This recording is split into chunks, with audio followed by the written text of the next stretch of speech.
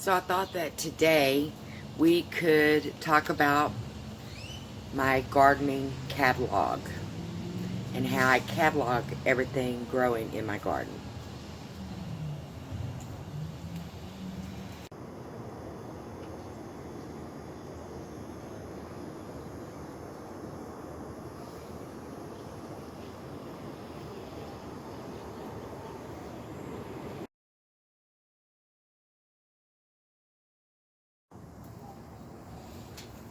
So basically, this is how I start. I make a plant log, and I'll have the plant's name and where I got it from, if it was a seed packet or if it was a starter plant, then I would write that down. Then I put information such as the dates the seeds were planted, whether it was planted indoors or outdoors, the date it germinated, the date that I transplanted it from the cells to the garden. And then I try to keep a record of the date the harvest began and the date the harvest ended. And then I have a section here for notes like how many days before it matures and I'm able to harvest, that sort of thing. I also write, like over here, I know you can't see very well, but like over here I started out with 12 cells, and then I ended up with 10 healthy plants out of that 12 cells, and out of that 10 I planted 6 into my actual garden. The other 4 either didn't survive, or I gave them away, or I sold them. So, yeah, so out of 12, I ended up with 6. That is actually still in my garden. This was the poblano pepper. And everything I've grown this year has been from seeds. The only starts I've had is the garlic and the onions and the potatoes. And of course, you know how those come. So they come with seed potatoes or onion starts. You can grow onions by the seed. I just didn't. I did bulbs, and then I also did the onion sets. And then, of course, the garlic, I got garlic sets. Okay, so I just kind of keep track of that. As I run out, if the packet runs out of seeds, then I would bring it over here, cut the package up, put it next to the plant so that I have a reference, kind of a picture of it, and any information that the seed packet provides, just for any reference. This one here, the sweet banana peppers, I still have the seed packet. So I just went to the catalog where I purchased the seed packet, and I just cut out the little advertisement because it has information on it. And then I just stuck it here just so that I'd have reference to it. But yeah, I kind of keep track of the dates and stuff, just so for my own records for next year, I'll have all this to look back on. How well did it work for me? Was it a fast germination? If it was slow, so that if I can reference like next year, if something doesn't germinate as fast as I'm expecting it to, I'll kind of say, oh, well, that's probably the seed company, or something to that effect. Also in my journal, I have because I don't want to flip through all of these pages of my plant log. I just want a quick reference. I can just go down through the page and just kind of get the main highlights of that seed. And I can find out the name of it, and then the date I started the seed, the date it germinated, the date I transplanted it, and the day I expect harvest dates on it. And then I keep also an extra column of the quantity that I end up in my garden. This number changes, so it has a tape that goes down it. So, but these are like now my final numbers of what's in my garden and what is surviving and is strong and healthy. And I look forward to harvest from each one of these. So it just kind of gives me a quick reference of the crops that I have. Sometimes you'll see X's. That just means I went through all the process, but they didn't make the cut. Whether they didn't survive, or I ended up giving them away or selling them. So, also, you'll see like on the herbs, I put X's because I have no way of really, a way of saying how many oregano leaves I have or something to that effect. And so I just kind of put, I don't have like X amount of plants. I just plant them and that sort of thing. So I just kind of, these are my quick references. These are the ones that they're only marked in the transplanting because I direct sowed these. And so, yeah, but I just kind of keep this as a quick reference so I don't have to thumb through each page on the identification of each plant. And so here I have another little notebook that I carry around in the garden when I need to. Today I carried it around this morning and I made an inventory count of exactly how many plants of each item I'm growing, the name of it, how many there is, so I could transfer that information into my journal. So you'll see all the little markings where I had, because they are located. My peppers are all over this garden. There's not like a pepper section. Everything I've got combined, mixed, and with other items. And so I had to go by and just start marking them to see what I had. But here you'll see like my bell peppers, how many actually, the plants itself I have, and took a tally of all those. And I also noted in here the dates that I started the seed, and more or less this is when the bell peppers, I started all my peppers January 15th.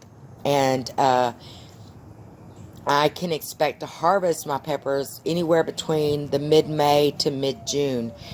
Depending on the pepper, I can start harvesting them during those times. Same thing with my tomatoes. I started the seed in January, and I can expect toward the latter part of May to harvesting my tomatoes. If not, maybe a little sooner, so that's awesome. Same thing with my peppers. I just keep track of everything that I have in my garden, how many quantities I had. That was the main goal, and then I just went back later because I'll use this in my garden instead of carrying my actual journal with me. And I'll just carry this and say, okay, these are looking good. This is how many this is when I can expect them to harvest. And so I just keep track of a lot of stuff you can see here. I also have things that I don't have quantities of, like the beets and the bok choy. I just have dates here, like when I started the seeds and when I can expect to harvest on them. And like the radish and the carrots, I just put an X because I just pulled them out, finished them. I harvested all of them, and I didn't take any quantity, but they're no longer in the beds. I've already removed those two. I still have some bok choy, which I'm feeding to the rabbit, and I do have beets, and they say they're ready, so I'm thinking about I should go ahead and pull them. Never grown beets, so I'm curious to pull them out and see, and that'll give me room to plant more peppers that I have, that have been accounted for, that will be planted. That's these right here. I'm still waiting for locations as to where to put them. So when I remove the, whoops, sorry. So when I remove the beets, I will be able to move these extra pepper plants into that bed. I'll have plenty of room to plant them. So anyway, it just kind of gives me an idea of I've got where and everything, and I know where they're at. I just didn't know how many of each one that I had. So it just kind of gives me an idea of how many plants, not necessarily how many, kind of like on the beans, like purple whole peas.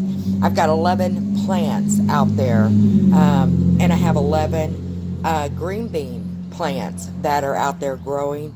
I don't know how many green beans or purple whole peas I'll get out of it, but at least it lets me know how many actual plants I have out there growing. And I made a note that 5 out of those 11 green beans are volunteers from last year. So I don't even know out of those 5 if I'm going to get any green beans, but it's interesting to make note of it just to see how, the growing season's going to go for you. And so, okay, and so I just thought I would show you that.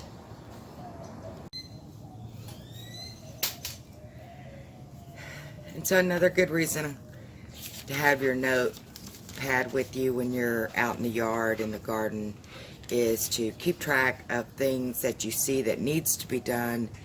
I have very poor memory, or short-term memory, and so yeah, I have to make a lot of notes and mark them off, or I'd never get things done.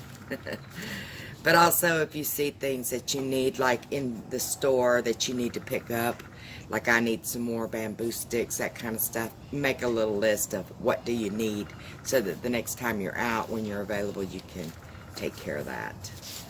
So it's just a good little method to keep track of. I enjoy doing this.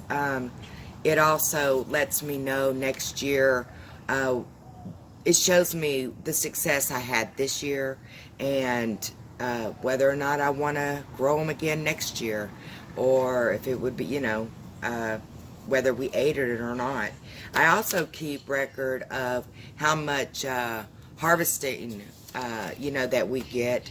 Last year I kept a log of, like, how much of anything I got, like tomatoes, just for instance.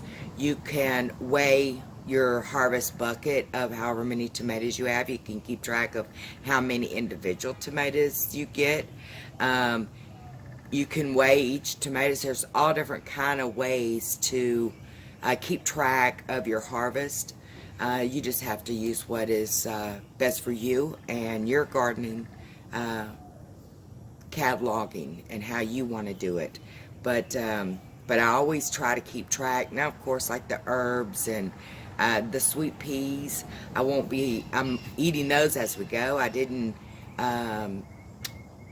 keep record of the carrots or the radishes.